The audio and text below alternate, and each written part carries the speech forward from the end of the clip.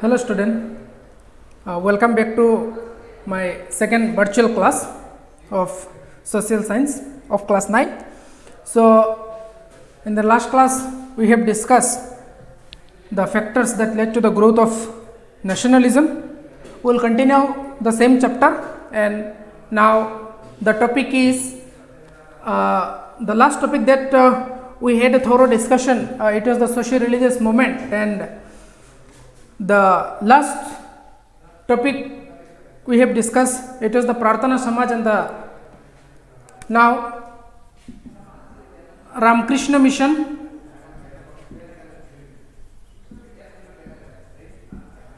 This topic we will discuss.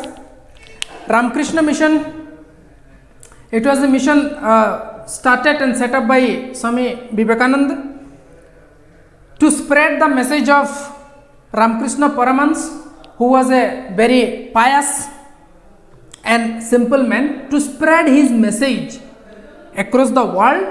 For that reason, he had set up this mission.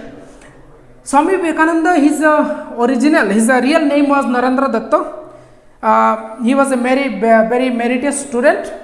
So, what Hinduism is all about, that he wanted to preach and wanted to spread across the world, and for that he set up the mission, and he wanted to create a sense of love among the Hindu people,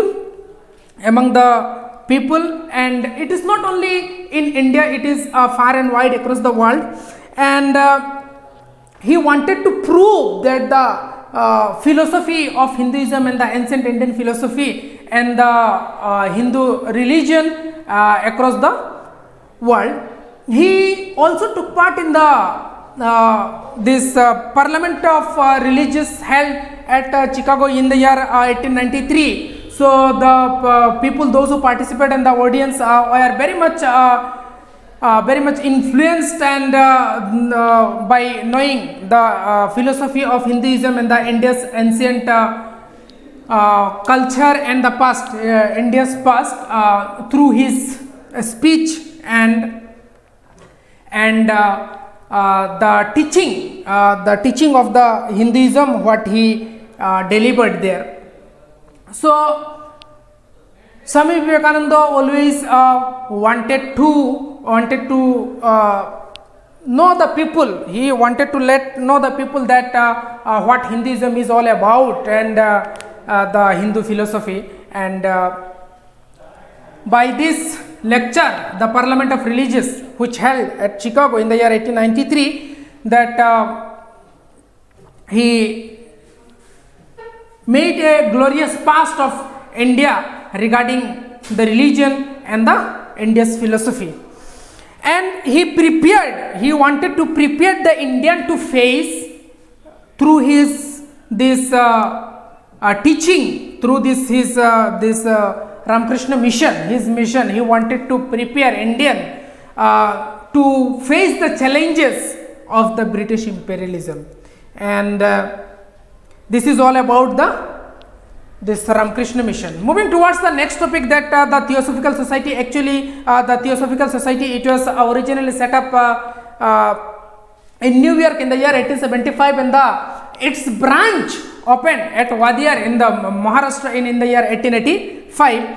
So Theosophical Society, in this topic, mainly the name comes, it is that the Annie Besant. Okay. So Annie Besant, originally she was an Irish lady who later settled in India and served the country like her mother country. So to revive the lost faith of the Indian, and to revive the lost faith of the Indian regarding their philosophy, religion, culture, and all these, so they should not feel inferior in front of British, and to face the challenges, and to overcome all the challenges. For that, she worked under this society, and to lead the people, she set up Hindu College, Central Hindu College in Banaras in the year 1898, which later became Hindu Banaras University in the year 1916. Annie Besant also played a very important role in the Home Rule League, which started in the year 1916, and she later became Home Rule League means the self rule. Okay, so British should give Indian the right to rule by themselves. So Annie Besant took part in that, and she was very vocal. She was very playing a very important role. Now she also presided one of the Congress session, and she was the first lady president of the Indian National Congress, and she presided the Congress session of 1917. So this is all about the contribution of Annie Besant and regarding the Theosophical Society. Now moving towards the next topic, it is the Aligarh movement. Aligarh movement now to achieve that independence, so and all this independence, and to counter the British and to face the British imperialism and all this. So by leaving a section of the people, we cannot achieve that, and for that the Sir Syed Ahmad Khan, he started the Aligarh movement. Aligarh movement, it is all about to take out the Muslim from the dark to the lighter side. So Sir Syed Ahmad Khan, he started the Science Society at Aligarh, which translated the number of books into Urdu, and he set up in the year 1875 the Mohammedan Anglo-Oriental College, which later became the hub or the center for political learning and the political sphere after this Indian National Congress. So Anglo-Oriental College,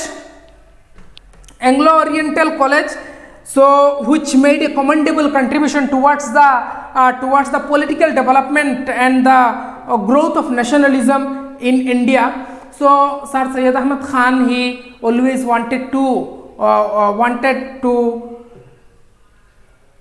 educate the Indians, Indian Muslim, so that they can also contribute towards the growth of nationalism. So the main development that took place in the Anglo-Oriental College, which later became Aligarh Muslim University. So the Theodore Beck, who was the principal and who opened the gate for the college, and as a result the ideas and the number of ideas, philosophies, and all these culture, literature accessible to the Muslim student, and as a result what happened then? So Muslim people also came forward and played an important role towards the growth of nationalism. So this is all about the Aligarh movement. So the role of Sir Syed Ahmad Khan was very commendable, very important in the growth of nationalism, and he made a remarkable contribution in the Muslim society by setting up the Anglo-Oriental College, Mohammedan Anglo-Oriental College, which later became the Aligarh Muslim University. So in the year 1920. Now moving towards the next, it is the role of press.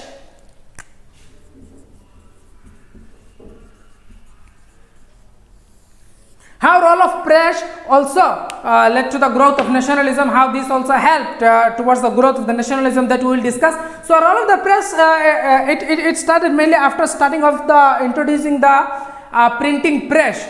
So role of press, now one way that we discussed that the introduction of the Western education, as a result the large number of the Indian, they became educated, and when this opportunity also came, the starting of the printing press, so Indian, they also started their own vernacular language press.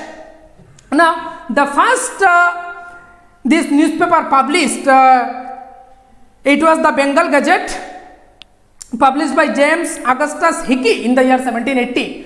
So Indian educated, they also started publishing their opinion and the exploitation of the British through the different print media, magazine, newspaper, periodicals. Okay, periodicals. Now this printing media became a very problematic for the British, because so educated Indians started spreading their ideals and the British exploitation on the Indians. So the British government, the imperial colonial government, wanted to censor the press so that the educated Indian cannot raise their voice against the British.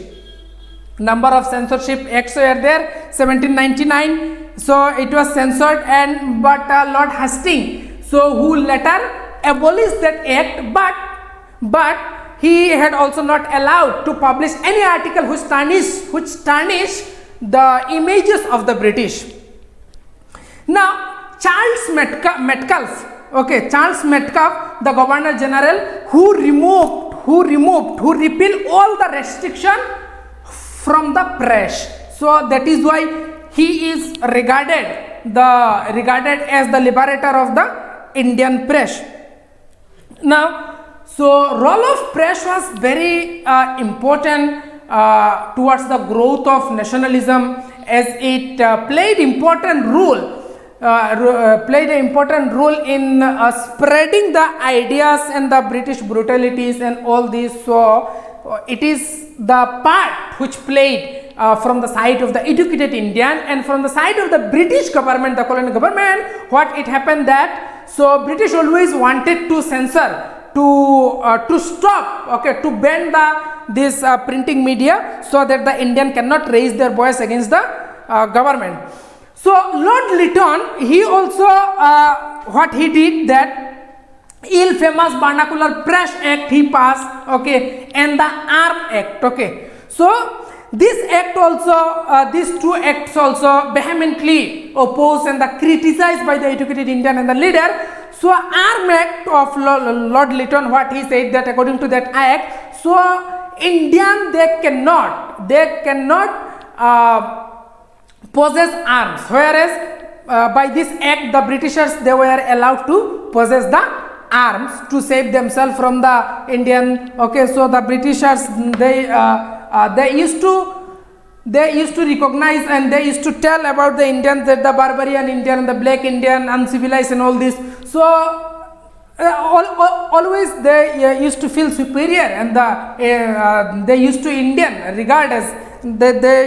regard Indian as the very inferior. So Lord Lytton Vernacular Press Act, ill famous Vernacular Press Act, and the Arm Act, so these were opposed and criticized by the educated Indian. So government always tried their best to stop this act, to stop the circulation of the newspaper or the printing media, different periodicals.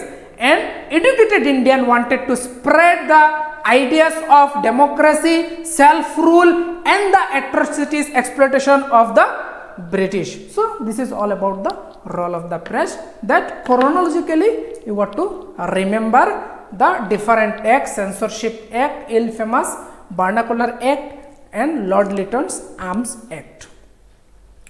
This is all about this topic. And moving towards the next topic, it is the growth of political association. Now, to achieve something, so in front of the Indian national leader, so the main thing, it was to achieve the freedom, achieve independence. So it was the main motive, main aim. So for that, one need a platform. Now, to set up the platform and all this, it was the utmost necessity. So as a result, what happened in the year 1875, Surendranath Banerjee, so he set up Okay, so Indian Association. Now, this Indian Association, he set up to aware the people regarding the British exploitation and political awareness, so that political awareness can be there in the society. Now,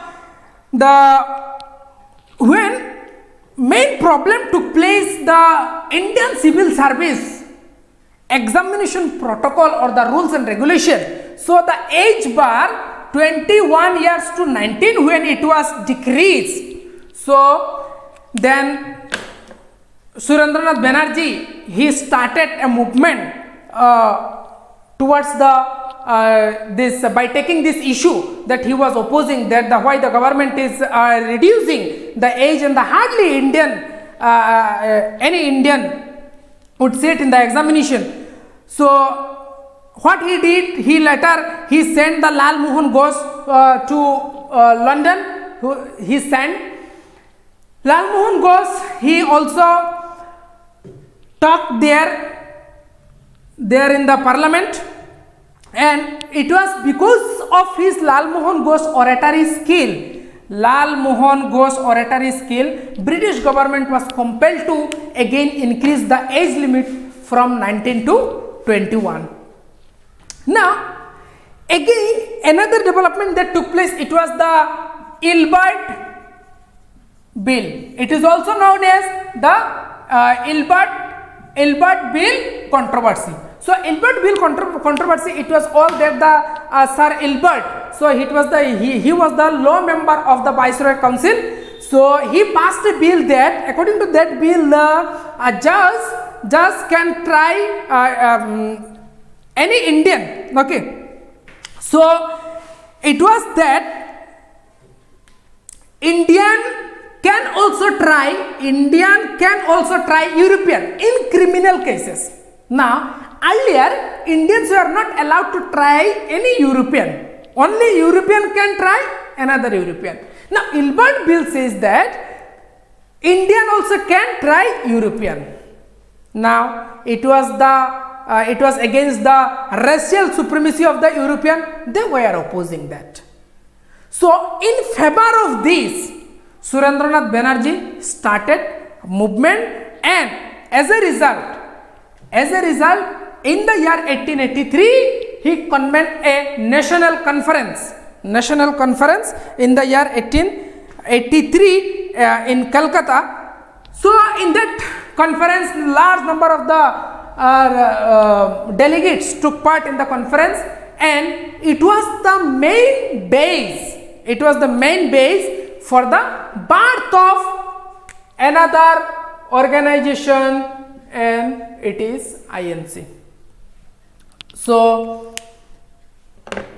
INC, it was set up in the year 1885, and mainly the initiative which took by the ex-East India Company civil servant, okay, a retired civil servant, so A.O. Hume, Allan Octavian Hume. So Allan Octavian Hume, he wanted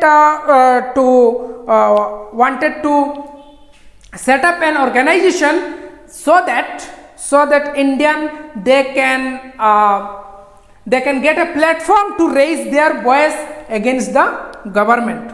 Now, in the year 1885, on 28 December, a congregation was held at Gokul Das Tejpal Sanskrit College Hall, Bombay, where 72 delegates took part in the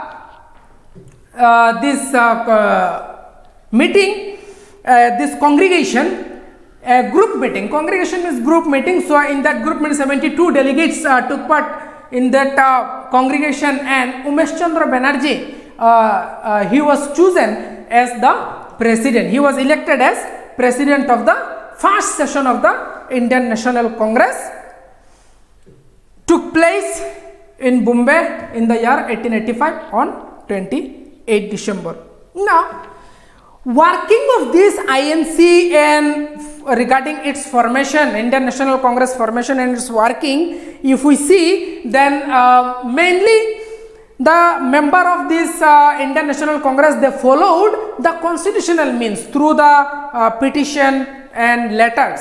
Okay, so by giving petition and letters to the government, they always started, they always used to put their demands in front of the government. So these are the constitutional means, and as a result, all people are not same. Okay, so as like all fingers are not equal, so some people, some leader from this organization, they started aparting from the organization, and as a result, that two faction came.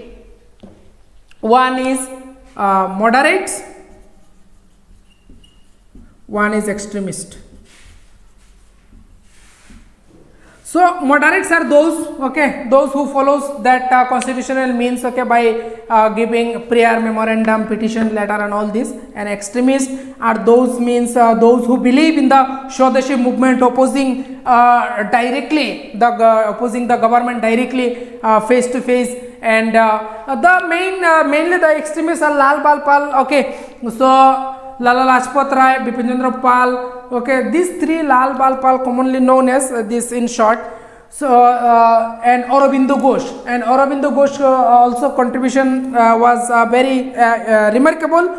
And the extremists reminded that if we are to achieve this, then we have to start Swadeshi movement using of these Swadeshi goods and all this. Swadeshi movement, it is also a topic and a chapter in class 10 you will get in the next year when you will be promoted to next class. So this is all about this Indian National Congress. Moving towards the next topic, it is the Dadabhai Naoroji. Dadabhai Naoroji, he was a teacher. He was a teacher and one of the founding member of Indian National Congress, and was a scholar also. So he was also a barrister. He settled himself there in the London, and who was also elected as the member of House of Commons in the British Parliament, where he raised the plight of the Indians in the House. So he highlighted in the British Parliament that regarding the plight of the Indian, mainly the economy. So he said that the Indian money should spend in India for the betterment and for the well-being of Indian only, and for the poor, and drain of wealth should be stopped, and taking of raw material from India to Great Britain, that also should be stopped. And so by his this skill, and because of his intelligence and the outlook, so he able to draw the attention of the British government there in the Parliament. And he also presided the Indian National Congress in the year 1886, 1893 and the 1906 respectively. So this is all about this chapter. So notes are with you, and you read the chapter. If any problem arises, you can write in the comment section of the channel, and I shall reply you. Now this is all about this chapter, and according to the routine what the school has given to you and the circulated on different social media. So I will be having 3 class. Now in this class I will be having one more class. This is the second class. In this class, so I shall start the next chapter. Okay, next chapter, it is the Muammariyya rebellion. Okay, so the Muammariyya rebellion, that will start. So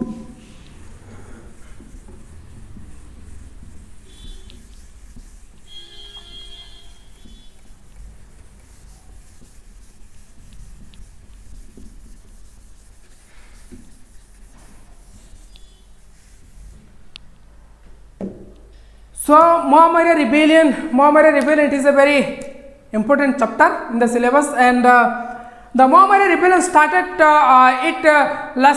long last for the 35 years. So who were the Mohammedans? Okay, so who were the Mohammedans?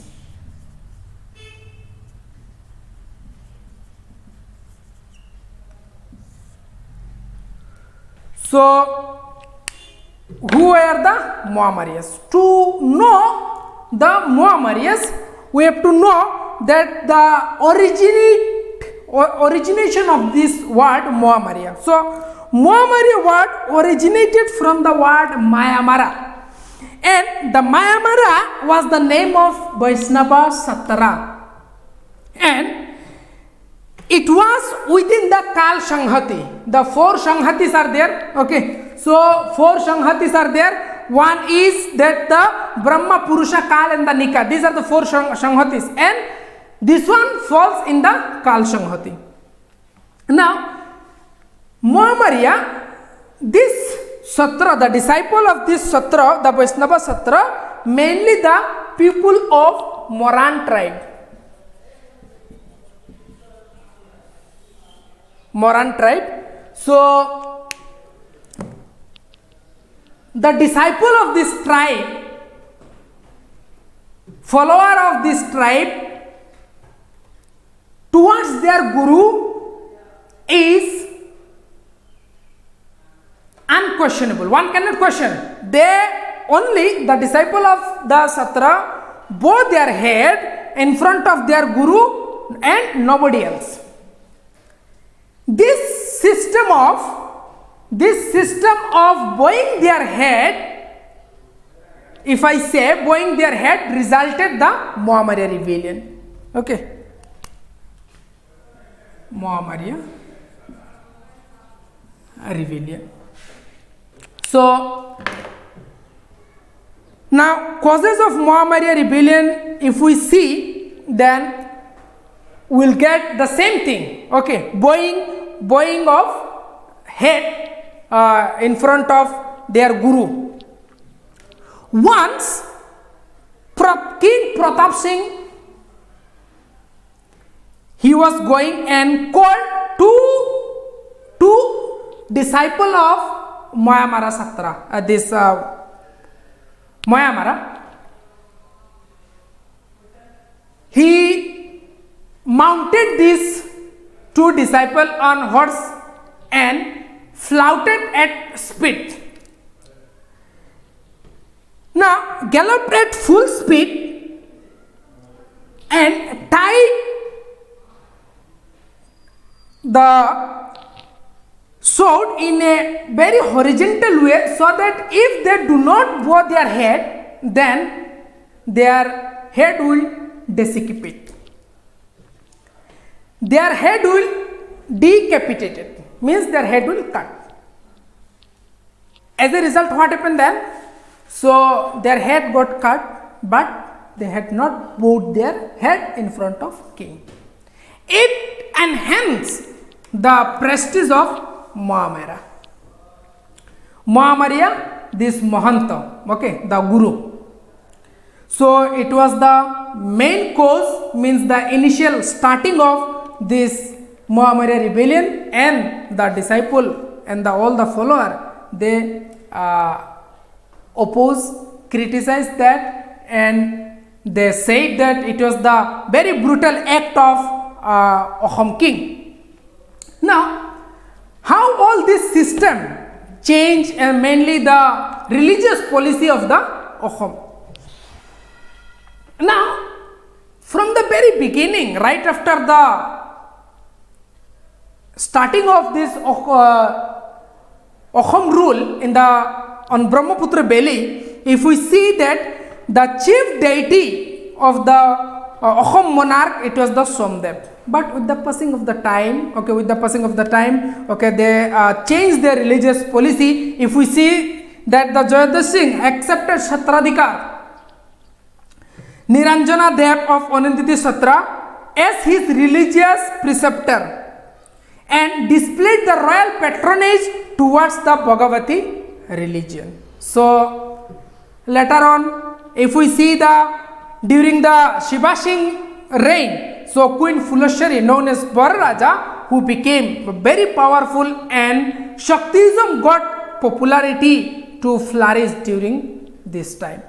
So time to time, so the Ahom monarch, they changed their religious policy, and as a result, changing of the religious policy, as a result, the Mahamaya rebellion started. Second cause of the Mahamaya rebellion is also the socio-economic cause. Socio-economic cause, how it is that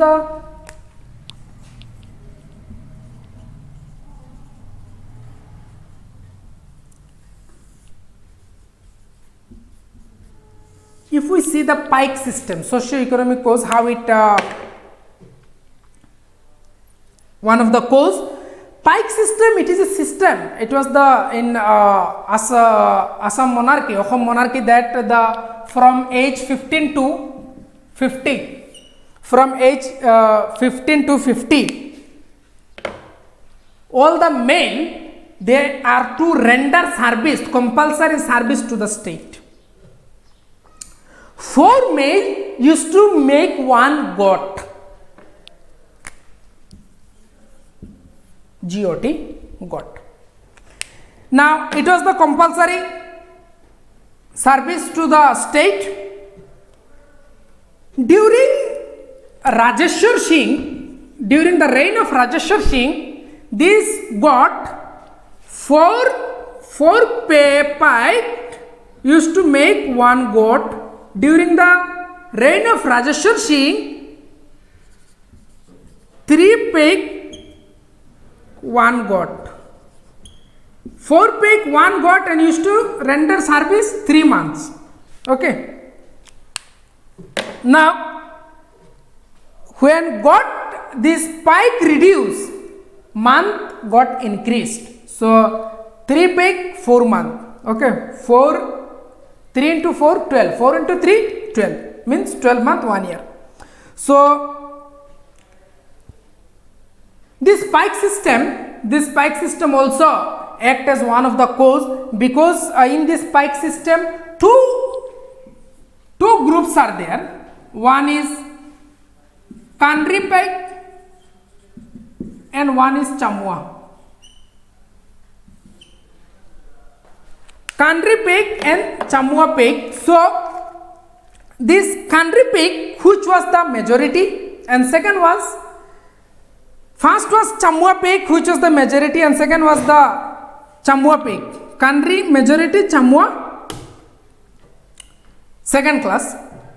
Though Chamua pig less in number, Chamua pig, this pig less in number.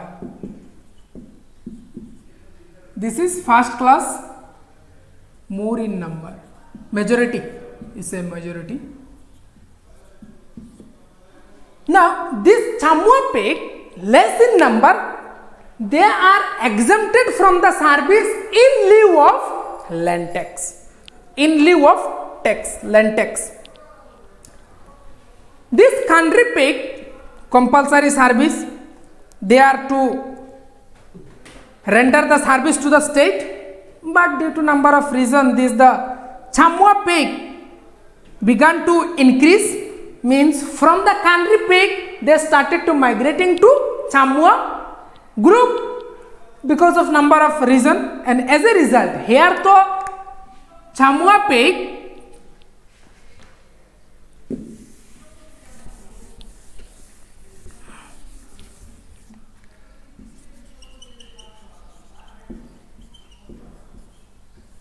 this group are increasing.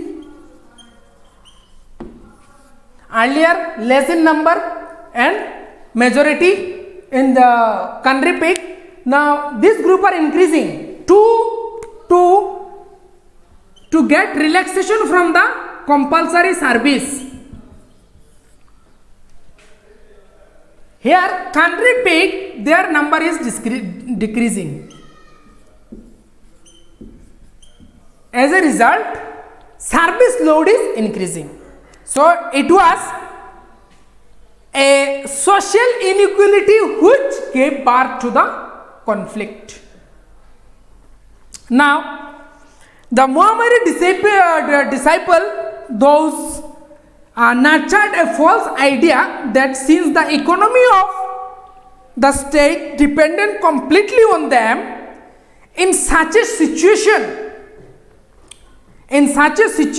very soon there will come an understanding. But now that they decided to end the long saga of exploitation in the state through agitation.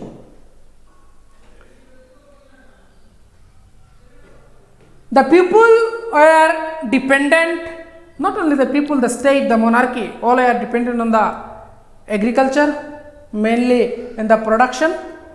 So, and above all, this the compulsory service to the state by the male people of 15 to 50 years group people resulted Mohammedan rebellion as one of the cause, because this social inequality as migration from the Kandri group to Chamua group in lieu of payment as land tax. The Chamua paid, they are exempted from the services. Now, the beginning of the rebellion. Beginning of the rebellion we will discuss in the next class. Beginning of the rebellion we will discuss in the next class, and I have completed one chapter discussion, and this is the second chapter that we are discussing. First chapter notes are with you. You read. If any problem is there, if any doubt arises, then you write in the comment section. Definitely I shall reply, and I hope you all are doing well at your home. You stay home and stay safe. Stay at your home and stay safe. So, you read the text repeatedly. Without reading the text, you will not get the topic and the concept. Any problem arises, repeatedly I am telling, you write in the comment section and I shall reply you. And in the next class, so I shall complete this chapter, and the chapter which I have already completed, you read again and again, and after that you also read the notes. And once the school will reopen, then you are to write the half yearly examination. So that is why without wasting much time in doing the other activities rather than studying, so you read, and any problem let me know, I shall help in the comment section. And this is all about the day's class. Thanks to all.